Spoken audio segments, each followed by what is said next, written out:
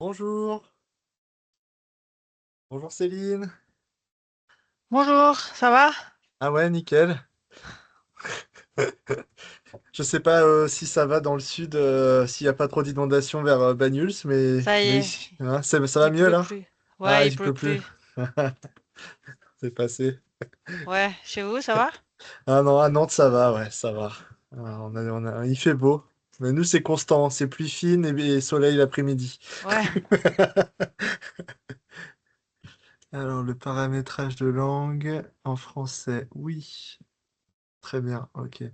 Donc, du coup, Maëva, Jade, je sais pas si c'est en lien avec Céline ou si c'est pour assister à la présentation. Bonjour. Ah, Est-ce que vous m'entendez? oui. Oui, bonjour. Alors, c'est bizarre, j'arrive pas à mettre ma caméra. Ah si, on vous voyait tout à l'heure. Là, on vous voit plus, mais... Ah, Ah oui, c'était deux canaux, c'était la même personne. non, c'était pas la même Ah personne. d'accord, ok. Mais ça se trouve, c'est parce qu'il faudrait que je quitte et que parce que je Bah, crois que j'ai pas autorisé en entrant à mettre ouais. ma caméra. Bah, n'hésitez pas, ouais. Euh, ouais. À tout de suite. Bon, moi, j'ai pas eu beaucoup de retours de mon côté, donc on va peut-être pas être très nombreux, mais c'est pas très grave, étant donné que le webinaire est enregistré. Bah, les membres du GIS qui souhaiteront revoir le webinaire pourront le faire après. Voilà. Ok, bon. Moi, j'ai un peu galéré pour préparer parce que Ouais. comme Pierre était plus là et je me suis aperçu qu'il m'avait pas laissé tous les fichiers dont j'avais Ah, besoin, mais finalement, j'ai merde. bien rattrapé le coup parce qu'il est venu hier, mais ça m'a pas laissé trop de temps, mais du coup, je suis bien dedans là. Ok, bon, cool. Je-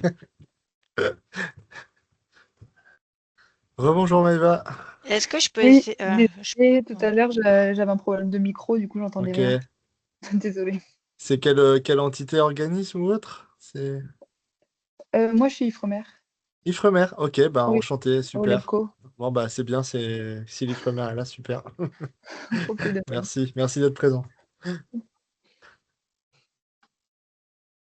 Il y avait une autre personne qui était connectée tout à l'heure, je sais pas, on va attendre qu'elle se reconnecte et puis on va peut-être démarrer et ça fera peut-être venir d'autres gens. On sera probablement pas nombreux aujourd'hui, mais Ah, rebonjour Jade. Mhm. Bonjour. On vous entend pas, Jade. Ouais, on a pas, votre micro est coupé. Ouais, On va y c'est bon. arriver. Oui, du coup, je me permets de me présenter. En fait, Merci. j'étais doctorante avec Sandrine Vasse. Enfin, j'ai donc effectué ma soutenance de thèse en septembre dernier. Et en fait, j'avais un chapitre de ma thèse qui portait justement sur des traits biologiques, fonctionnels d'invertébrés benthiques. Et on est prêt à essayer de publier, du moins peut-être transformer un peu ce chapitre pour que ça devienne un papier scientifique. Et du coup, Sandrine m'a tenue au courant de votre réunion. Et du coup, j'ai voulu y participer. Donc voilà, c'est pour ça. Bah, merci beaucoup. C'est très bien que des scientifiques concernés par cette thématique se connectent parce que c'est l'intérêt aussi du groupement d'intérêt scientifique. Pour rappel, en gros, avant de démarrer la réunion, le groupement d'intérêt scientifique, c'est une initiative qui est financée par le parc éolien en mer des îles Dieu et Noirmoutier. Il existe depuis 2020. Et le principal poste de coût, donc il y a une enveloppe d'1 million d'euros qui est prévue sur l'ensemble de la durée de vie du parc éolien pour les activités du GIS Emine, qu'on l'appelle le GIS Emine. Et donc en fait, dans le cadre de ces objectifs et de ces activités, on a lancé plusieurs appels à projets. Et donc le projet Eurotrait a été lancé, enfin a été financé dans ce cadre, dans l'appel à projet 2024. Et donc là, il arrive à son terme. Et donc je pense qu'on peut commencer la réunion. De toute manière, ce webinaire est enregistré. Donc les autres membres du GIS ou les personnes qui souhaitent assister à la réunion, parce que la réunion, les webinaires Giscovery sont ouverts au public. Donc ce sera enregistré et les gens pourront toujours y accéder après la réunion et éventuellement faire des retours par mail, donc à l'adresse du GIS, aap.gis@éolienne avec un s-mer.fr. ou à mon adresse nicolas.peignet@éolienne-mer.fr. Donc n'hésitez pas à nous recontacter après si vous avez des questions du porteur de projet. Voilà. Je vous remercie. Puis bon webinaire. Et je te passe la parole, Céline. Alors, bonjour à tous. Merci d'être là. Je vais essayer de partager mon écran pour commencer. Hum, ah.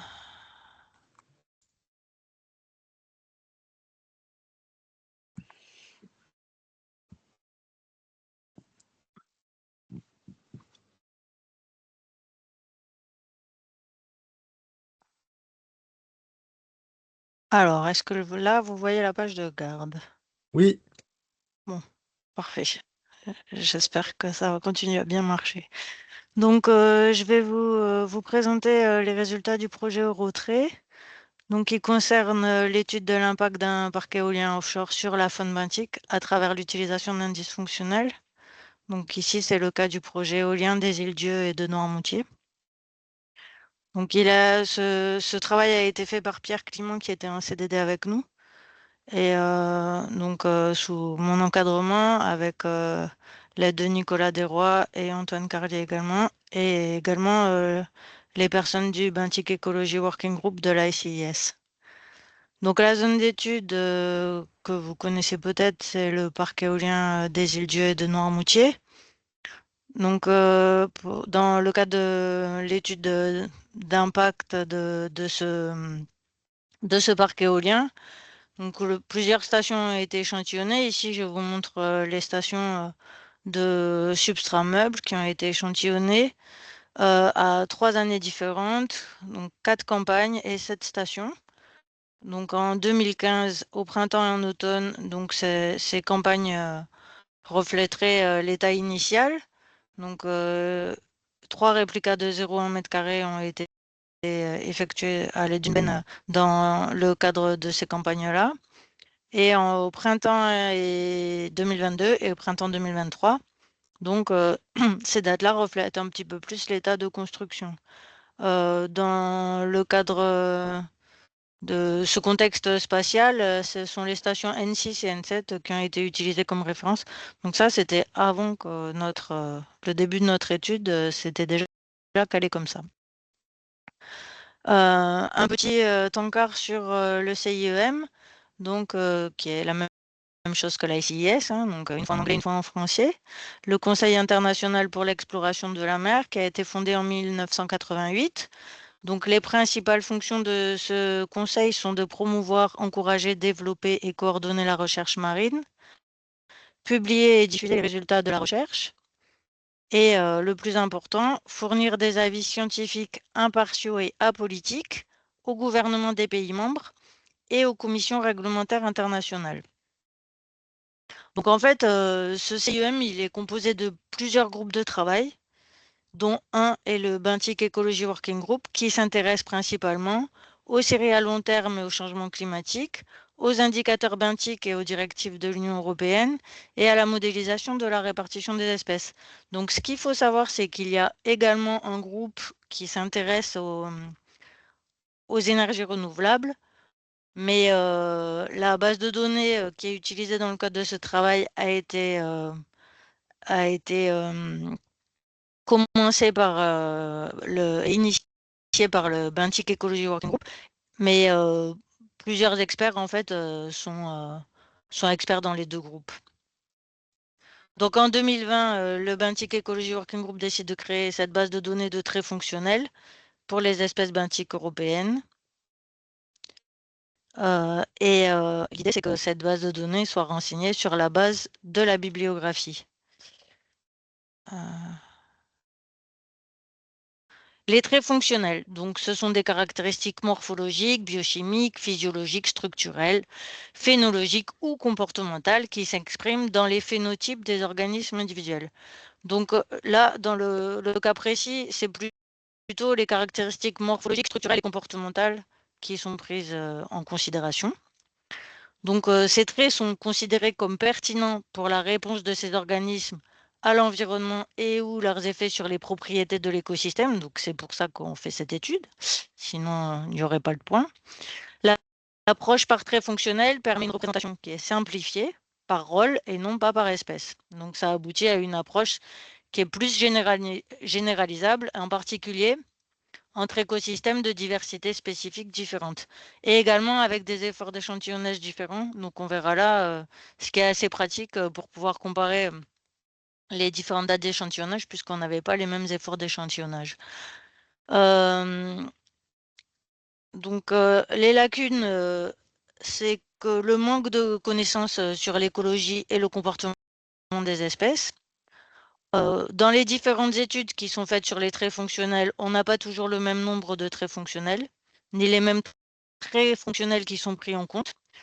Et la plupart des bases de données sont remplies à dire d'experts.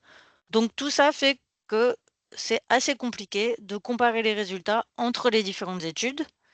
Et donc c'est pour cette raison que le Bentic Ecology Working Group a proposé de faire une base de données à l'échelle européenne pour qu'elle puisse servir de référentiel pour tout le monde. Et donc, on s'est dit que dans le cadre dans cette optique de développement de l'éolien en mer, ce serait bien que pour tous les parcs éoliens, on puisse utiliser cette même base de données pour pouvoir, cette fois-ci, comparer les résultats et travailler tous sur des bases communes. Donc, dans la base de données du Bentic Ecology Working Group, il y a 11 traits fonctionnels qui sont considérés, qui sont la taille, le mode d'alimentation, le type de mobilité, le type d'enfouissement, la mobilité bioturbatrice, la durée de vie, le développement larvaire, la position du sédiment, l'alimentation par irrigation, la profondeur de la poche d'injection et le mode de remaniement du sédiment. Donc, pour chacun de ces traits fonctionnels considérés, plusieurs modalités sont proposées. Donc là, évidemment, je ne vais pas vous décrire toutes les modalités qui sont associées à chaque trait fonctionnel. Donc, j'ai pris un exemple qui est la position dans le sédiment.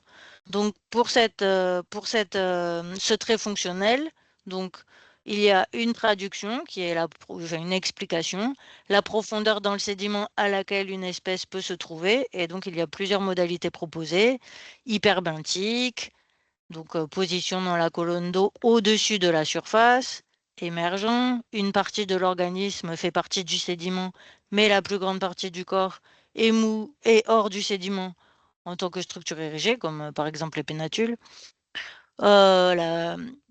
Une position de surface, donc positionnée directement à l'interface au sédiment, comme son nom l'indique, ou un fouissaire de surface, donc dans les 5 premiers centimètres de profondeur dans le sédiment, etc. Donc l'organisation de la base de données. Donc on a le nom de l'espèce.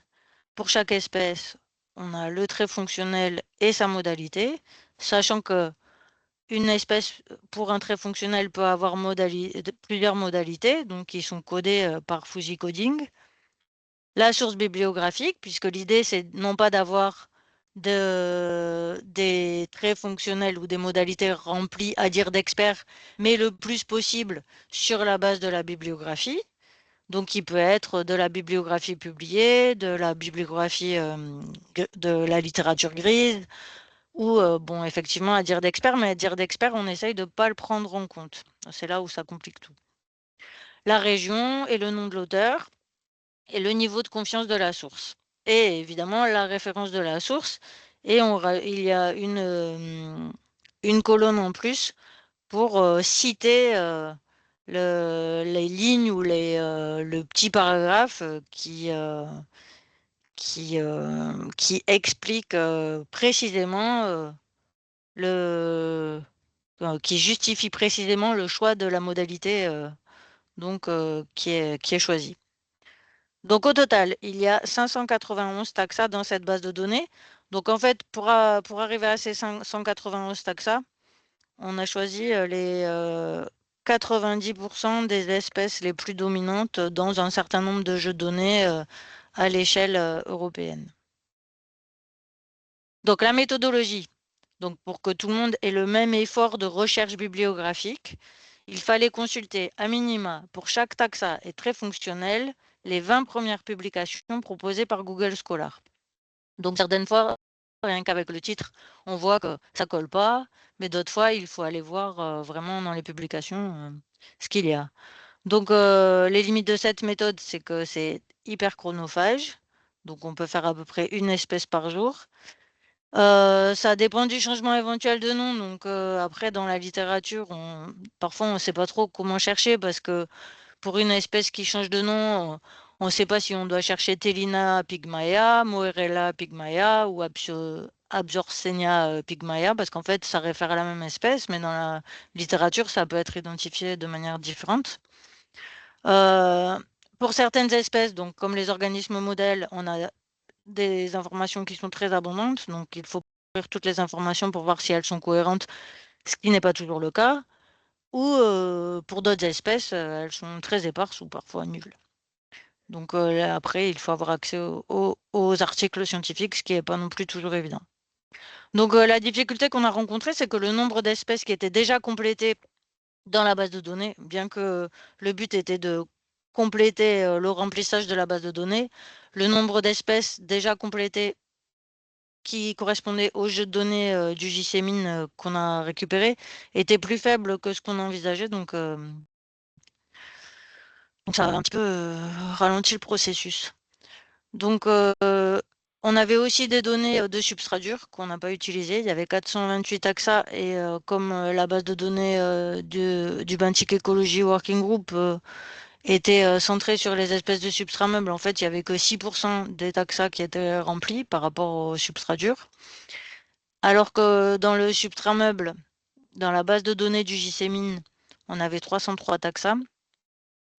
Et donc, à la fin du processus de remplissage, on a eu 38%, 38% remplis correctement.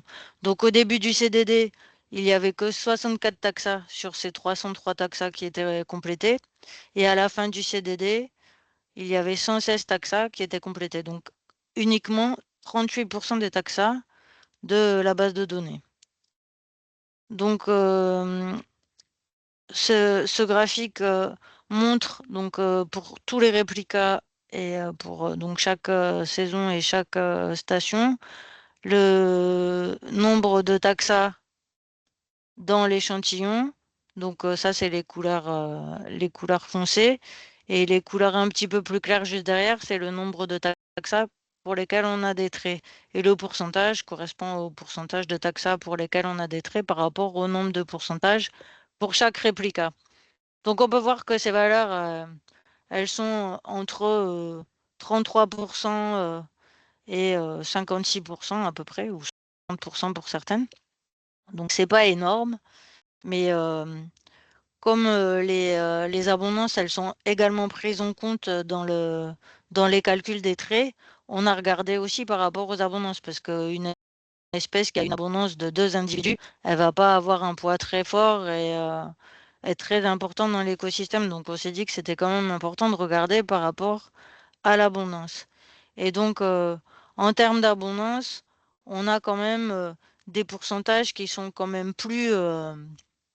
qui paraissent quand même plus corrects et qui peuvent envisager l'utilisation de cette base de données pour calculer des traits fonctionnels et avoir des résultats qui soient quand même assez robustes. Donc d'abord, on a regardé la description des communautés sur la base des listes phonistiques, donc comme on le fait classiquement. Et donc, on a pu constater, donc en faisant un MDS classique avec une transformation racine carrée classique, que la différence, elle se fait selon les années plutôt que selon les stations. Donc avec chaque année d'une couleur différente, chaque campagne d'une couleur différente. Bon, mais avec quand même une grosse différence pour la station N01. Donc on peut voir que sur le graphe de droite, qui représente la granulométrie par thème usage de cette station, que la granulométrie n'est pas la même dans, à la station N01 avec des sables un petit peu plus fins ou moins grossiers que dans les autres stations. Donc, on a regardé également pourquoi il y avait une telle différence à l'échelle spécifique du point de vue de la taxonomie.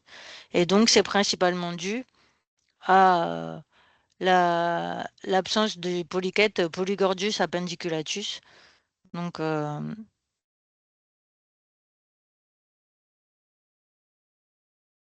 voilà.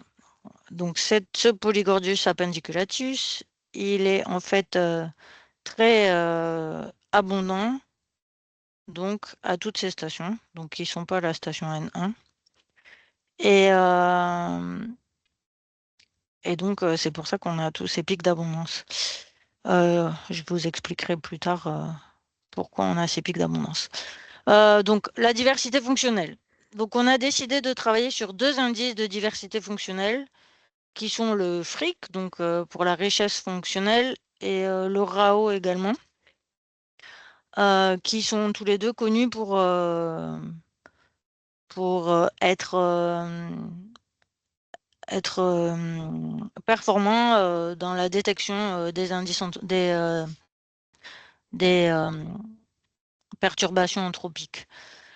Donc, le FRIC, il mesure l'étendue des traits fonctionnels dans une communauté en quantifiant le volume occupé dans l'espace des traits par les espèces présentes.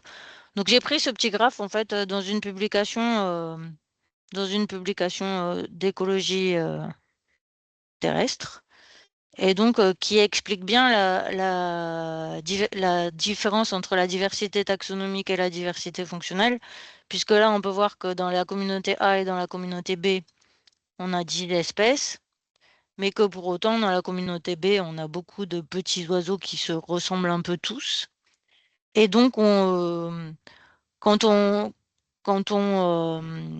calcule la richesse fonctionnelle, donc la richesse fonctionnelle en fait, donc il mesure l'étendue des traits fonctionnels. Donc on peut voir que l'étendue des traits fonctionnels avec tous les petits oiseaux, donc si on mesure la longueur du bec, la longueur de la queue, etc., on va avoir des valeurs qui seront beaucoup plus similaires, et donc une valeur de fric qui va être plus petite dans la communauté B que dans la communauté A, même si on a la même diversité taxonomique. Donc, pour ce qui concerne le RAO, qui est l'entropie quadratique, il mesure la distance fonctionnelle moyenne entre 2 individus pris au hasard dans une communauté. Donc, cette fois-ci, ce sont les traits bleus ici. Donc, plus les espèces sont fonctionnellement différentes et équitablement abondantes, parce que c'est pondéré par l'abondance de chaque espèce, hein, plus le RAOQ est élevé. Donc, je vais vous montrer les résultats. Donc, quand on avait fait une réunion d'avancement à la fin de l'année dernière, vous nous aviez demandé de faire les tests statistiques. Donc c'est ce que j'ai fait là. Donc, les valeurs de fric. Ici, donc avec chaque saison d'une couleur différente, enfin, chaque campagne d'une couleur différente pour chacune des stations. Donc j'ai fait un two-ways ANOVA pour tester les différences entre les campagnes qui sont significatives et entre les stations qui sont significatives aussi. Donc la procédure de comparaison multiple pour identifier les différences entre les campagnes montre qu'il y a des différences significatives entre la campagne 2015 de printemps et la campagne 2022 de printemps, avec des valeurs de diversité fonctionnelle dans les travaux, donc 2022, qui sont supérieures à avant les travaux, donc à toutes les stations. Bon, a priori, ça serait plutôt lié à un changement naturel, puisque les stations qui sont les stations a priori non impactées, loin des travaux qui sont les 6 et les 7, elles présentent exactement les mêmes variations que les autres stations. La procédure de comparaison multiple sur les stations montre que la station N01 est significativement différente de la station N2 et N4, N5, N6, N7. Pour ce qui concerne l'indice RAO, donc il n'y a pas de différence significative entre les différentes campagnes et des différences significatives entre les stations.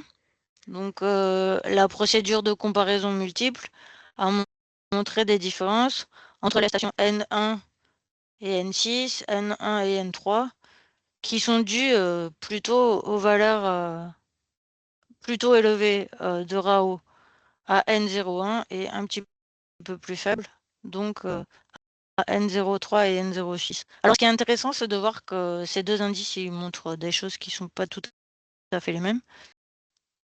Donc j'ai voulu comparer les résultats de fric et de RAO, puisque on voyait que pour le fric, finalement, la diversité fonctionnelle avait l'air un petit peu plus faible à la station N1 qu'aux autres stations, alors qu'avec le RAO, la diversité fonctionnelle a l'air plus importante à la station N01.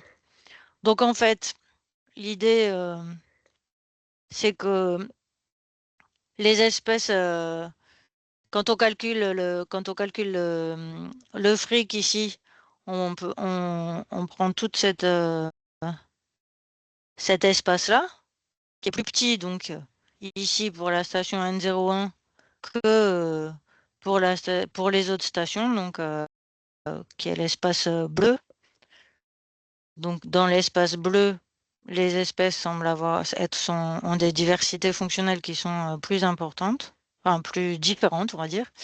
Alors que pour le RAO, donc j'ai gardé exactement le même schéma avec le même positionnement des stations dans le côté droit pour le fric et droit pour le RAO et gauche pour le fric.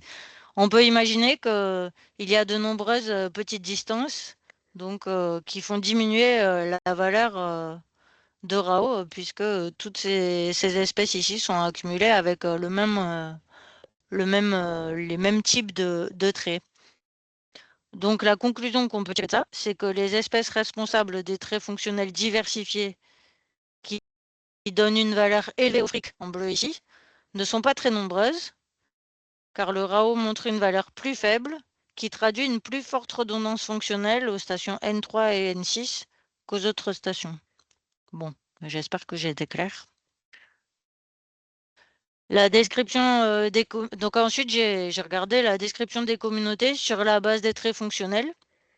Donc cette fois-ci, dans le tableau d'entrée, ce n'est pas les abondances des espèces, mais c'est les abondances de chaque trait fonctionnel. Et donc là, si on regarde la similarité, donc j'ai pris 85% parce que ça découpait les groupes en bleu. Et c'était ça qui m'intéressait. Donc ça montre que la structure de la communauté, finalement, est assez proche de celle obtenue sur la base des listes d'espèces qu'on avait regardées au début de la présentation. Que la station N01, elle est différente encore. Et que les stations N3 et N6, elles ne sont pas dans le même cluster. Donc la station N3, elle est plutôt dans le cluster B et la station N06 plutôt dans le cluster A.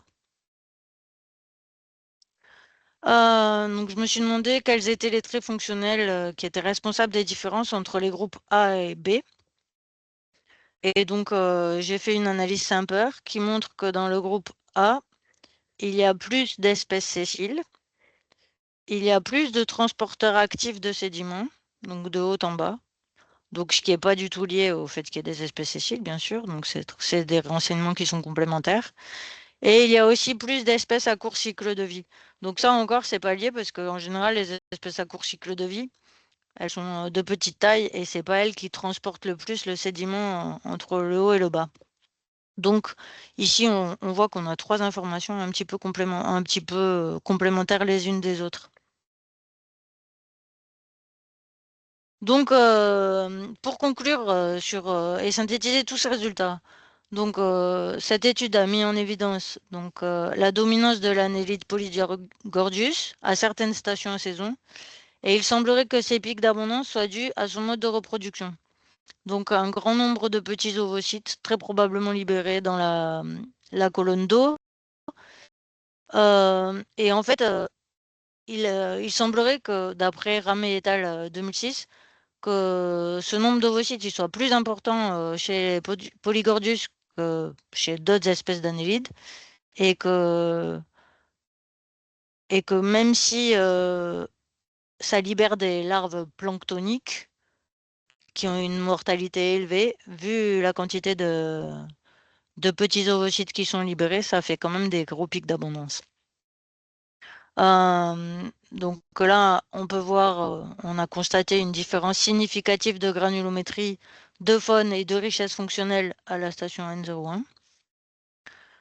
On n'a pas montré de différence qui puisse être attribuable aux travaux. On n'a pas constaté de diminution de la diversité taxonomique ou fonctionnelle entre 2015 et 2022-2023. On n'a pas montré non plus de différence significative entre les stations témoins, N06, N07 et les autres stations. Et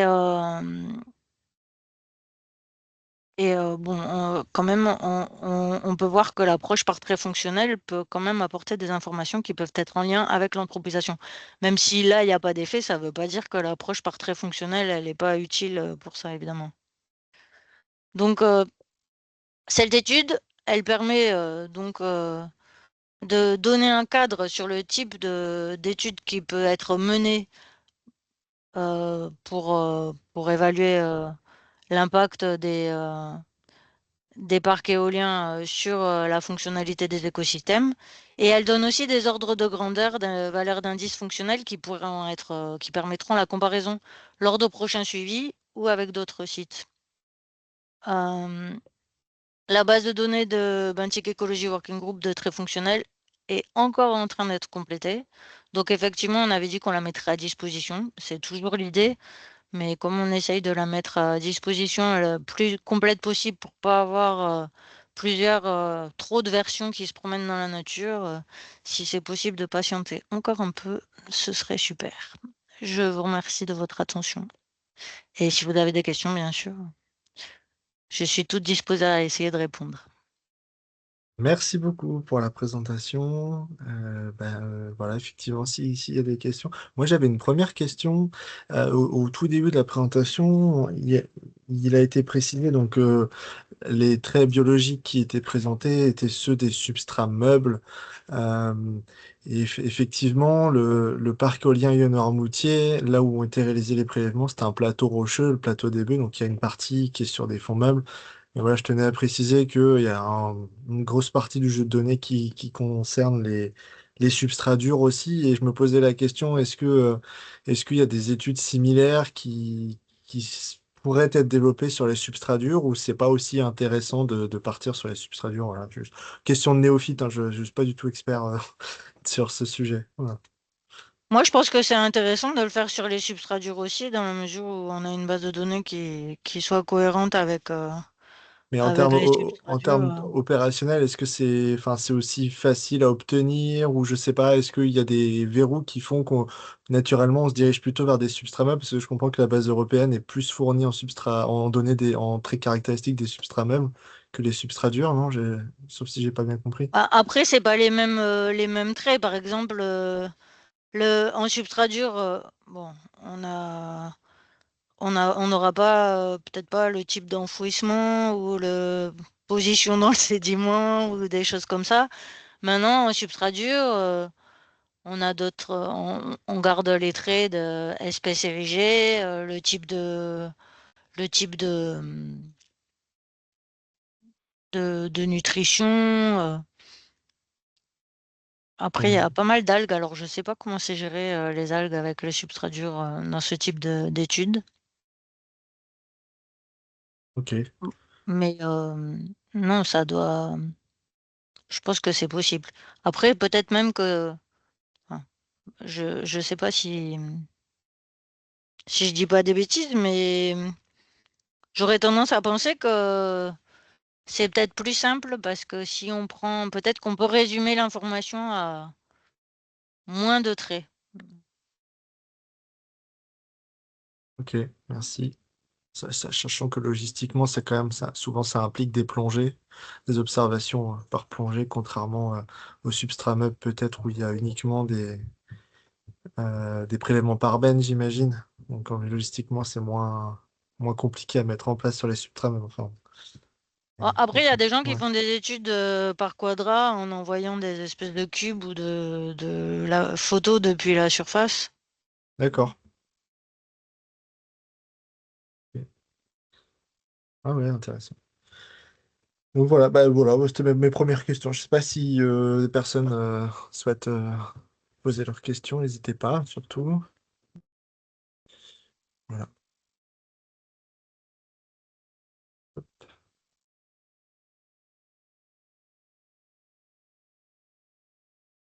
J'aurais peut-être une petite question, s'il vous plaît.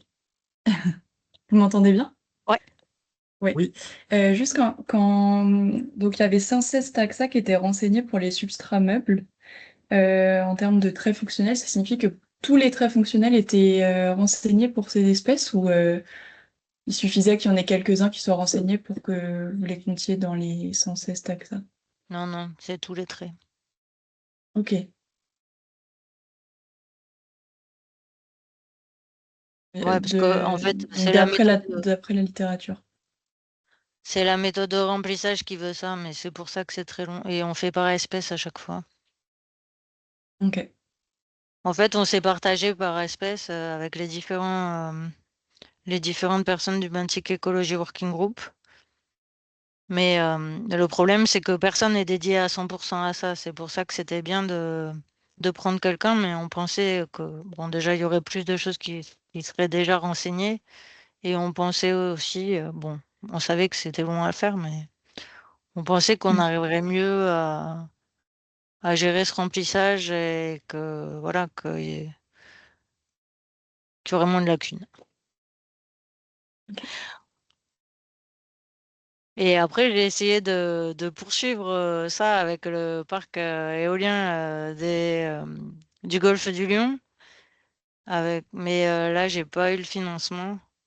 Bon, il y avait des projets avec des espèces emblématiques, des mammifères marins, tout ça. Ils ont eu le financement, mais nous, on l'a pas eu. il y en aura peut-être d'autres. Enfin, je Oui, dis ça, j'espère. Ce je dis serait ça parce que bien je pour. travaille aussi en parallèle sur le projet des éoliennes flottantes du Golfe du Lion, donc c'est pour ça que je me permets. Bon, on verra.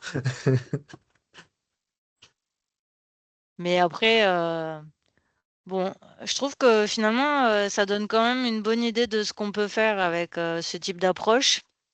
Et bon, pour information, je ne l'ai pas marqué là parce que je l'ai vu trop tard, mais j'ai comparé avec des données On avait fait déjà une approche comme ça sur les petits fonds en Méditerranée et les valeurs qu'on obtenait, bon, sans surprise, hein, on a déjà des diversités qui sont moins importantes, mais on avait des valeurs de fric qui étaient rarement, qui dépassaient rarement les 4, alors que là, on va quand même attendez, je dis des bêtises. Euh,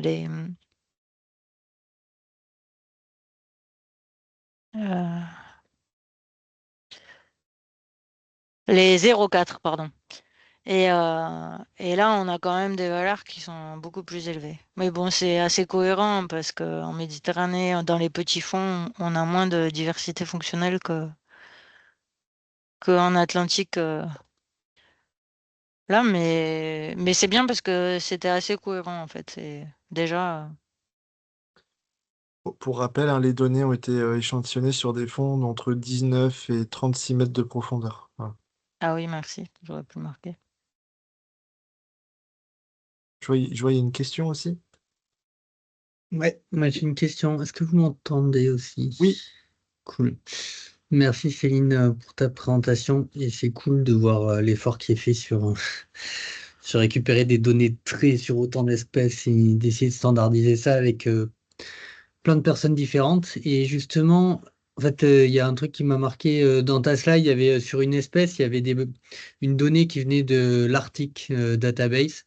Comment vous avez géré le côté essayer de prendre des données qui soient plus adaptées aux espèces localement et justement tu parlais de continuer avec sur le volet méditerranéen. Est-ce que vous avez pris en compte ce genre de pondérer un peu le fait que des données plus locales avaient peut-être plus de sens que des données issues de l'article ou autre, quoi.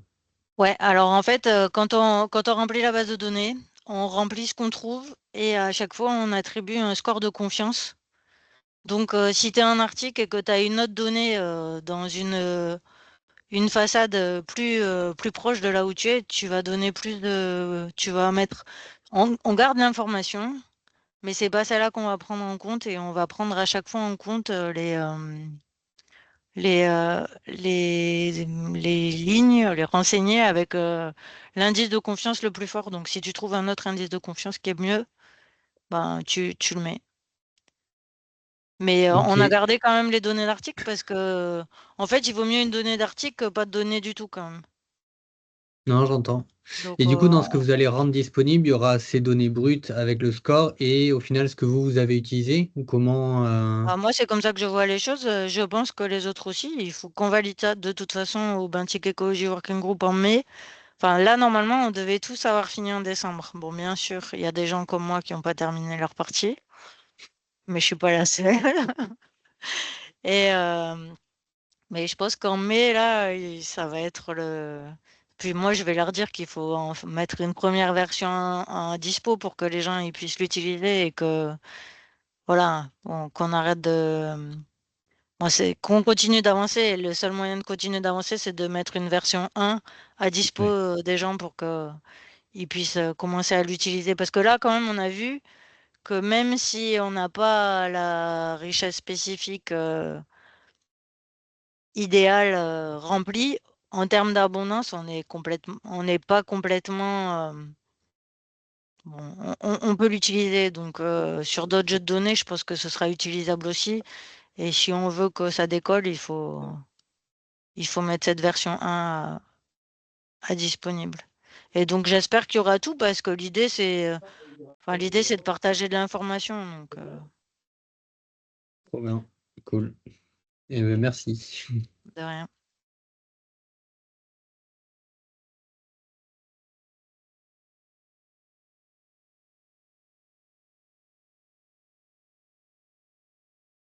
Alors, est-ce que ça amène d'autres questions, tous ces échanges? Hmm. Donc, du coup, le mois de mai, Working Group et derrière mise à disposition d'une première version des jeux de données, c'est ça? Ben, moi, j'aimerais bien. Après, je suis pas la Ouais. seule décisionnaire, hein, bien sûr, Hmm. mais oui, ce serait bien de faire ça, et de faire un premier papier. Ah oui, d'accord, mise à disposition, c'est-à-dire surtout publication et Non, derrière. non, non, non, mais Hmm. faire un truc qui explique, quoi. D'accord. Une notice avec un ajout vers la base de données. Ok.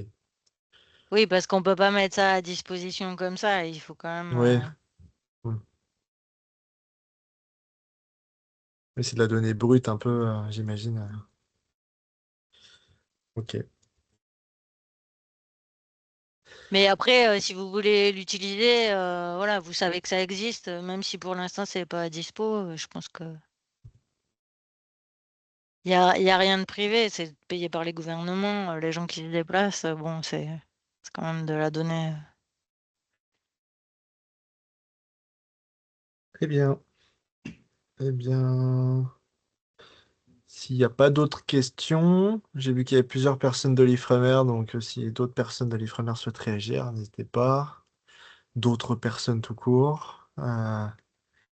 Voilà, donc s'il n'y a pas d'autres remarques, on va conclure, hein. En tout Parce cas, que, merci. Ouais. pardon, excuse-moi, Non, non, vas-y, vas-y, vas-y, vas-y, avant vas-y, la vas-y. conclusion, parce que si certains d'entre vous ont des données intéressantes qui peuvent être de traits ou des bases de données de traits qui peuvent être consultées, moi je suis preneuse aussi pour aider à faire avancer le remplissage.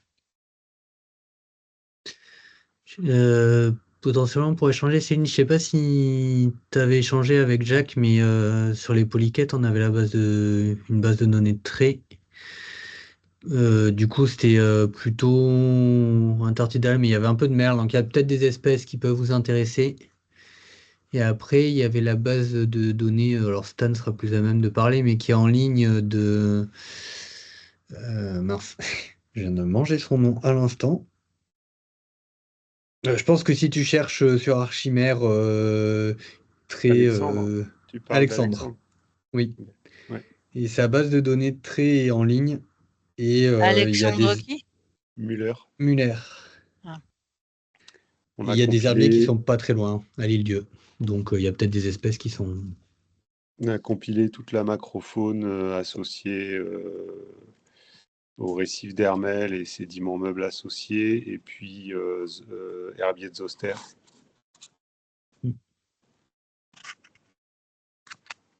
Et dedans, il y a l'île-Dieu, donc il y a sûrement quelques Ouais. petites espèces que. Et il y a quelques centaines d'espèces aussi. Et donc, ouais. C'est dispo. Donc la Et base là, c'est d'Alex, elle est renseigné un. à dire d'expert? Ou c'est... Non, c'est pareil. Ça a été, il a fait des recherches biblio. Euh, et il y a la référence biblio quand. Ok.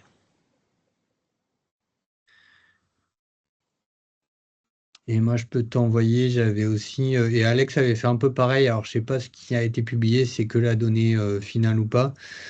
Nous, la base de traits, elle n'avait pas été publiée, mais elle a servi aussi à Alex pour entamer ça.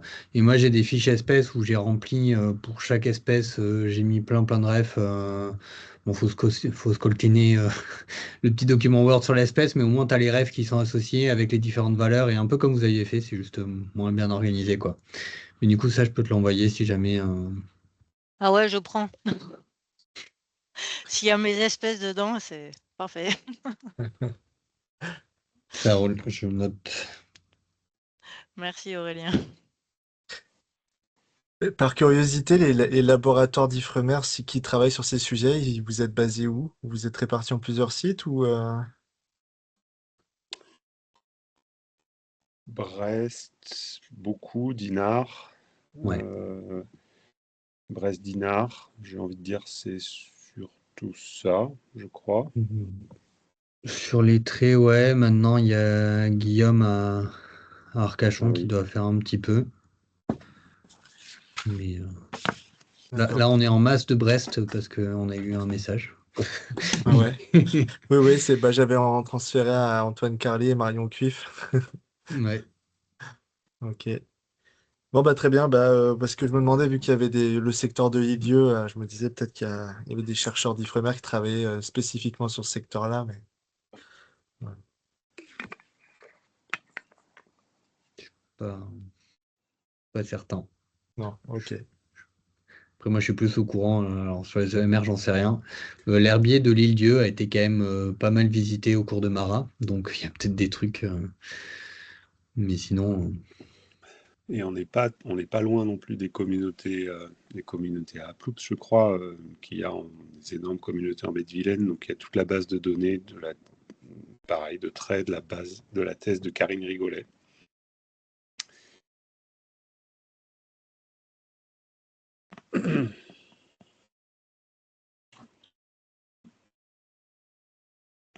Ok.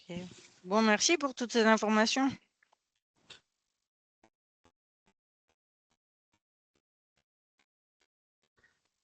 Et merci pour le financement de ce projet parce que je pense que c'est quand même une avancée significative pour la base de données et pour aussi la mise en place d'un petit protocole modèle pour être utilisé dans le cadre des éoliennes en mer. Moi, je vais continuer à l'utiliser en Méditerranée en tout cas. Ouais, c'est une bonne nouvelle. Parmi les 9 projets qu'on finance actuellement, c'était le projet effectivement le plus petit, que ce soit en termes de financement ou de durée. Mais enfin, ce guichet-là, il a cette vocation-là aussi de soutenir des projets de recherche ou des initiatives qui ne seraient pas forcément financées par ailleurs, plutôt voilà, à cette échelle-là. Et donc, c'est vraiment un retour qu'on apprécie. Merci en tout cas. Ouais. Merci à tous pour ce webinaire. Merci d'être venus en masse de Brest notamment. Et donc, on souhaite longue vie au projet sur les traits biologiques et à bientôt peut-être lors d'un webinaire ou d'une réunion du JC Mines. Merci. Merci beaucoup. Bonne journée. Au Au revoir. revoir. Au revoir, bonne bonne journée. journée. Merci, au revoir.